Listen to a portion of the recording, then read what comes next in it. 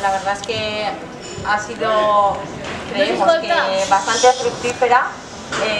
Van a hablar con el Instituto Valenciano de Finanzas para ver qué solución pueden encontrar para asumir o que podamos justificar los intereses del préstamo con el Instituto Valenciano de Finanzas a través de una línea de subvención.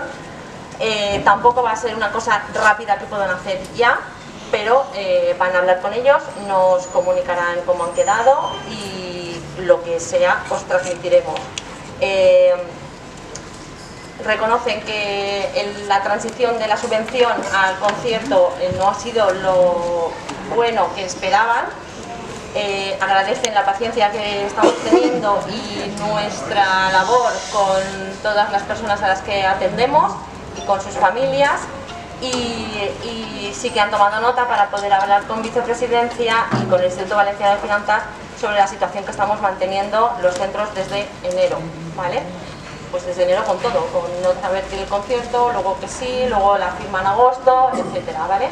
De momento tenemos que esperar a que nos digan cómo quedan con esas reuniones con Vicepresidencia y con el Instituto Valenciano de Finanzas y a partir de ahí pues ver cómo podemos ir solventando todos los problemas que estamos teniendo en los centros en estos momentos, ¿vale? Ya está. Para la obra sí que nos pasa, para la obra, pero para pagar no.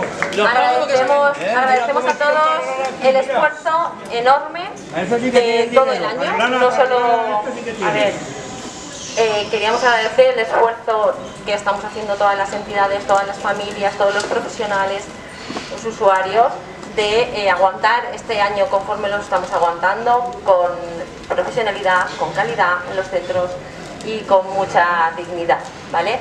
Y el haber estado aquí hoy apoyando esta manifestación, porque entendemos que debía de ser visible el problema en el que estamos inmersos, que nos hemos visto dentro sin tener el porqué, ¿vale? Entonces, muchísimas gracias a todos por estar aquí.